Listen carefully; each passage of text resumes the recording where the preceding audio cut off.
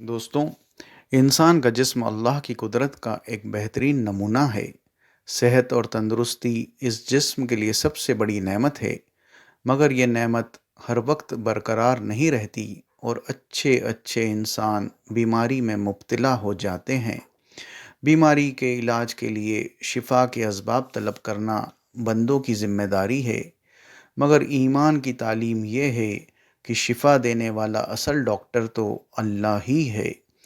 ہم دیکھتے ہیں کہ ایک ہی مرض کے الگ الگ مریضوں کو ڈاکٹر ایک ہی طرح کی دوائیاں لکھ دیتا ہے، مگر اس کا اثر سب مریضوں پر ایک جیسا نہیں ہوتا۔ اس لیے قرآن کو بھی اللہ نے شفا اور رحمت قرار دیا ہے، اور اس میں سورہ الشورى کی آیت نمبر 80 میں حضرت ابراہیم علیہ السلام کا قول نقل کیا ہے۔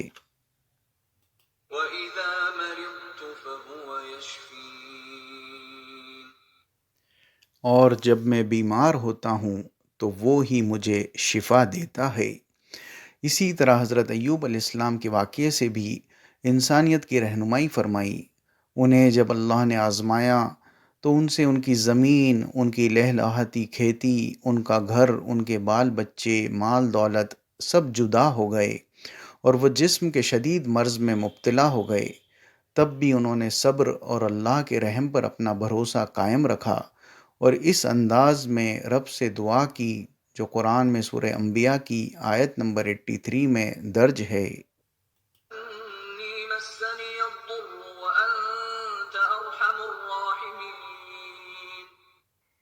کہ اے میرے رب، مجھے تکلیف ہو رہی ہے اور تو ہی سب سے بہتر رحم کرنے والا ہے۔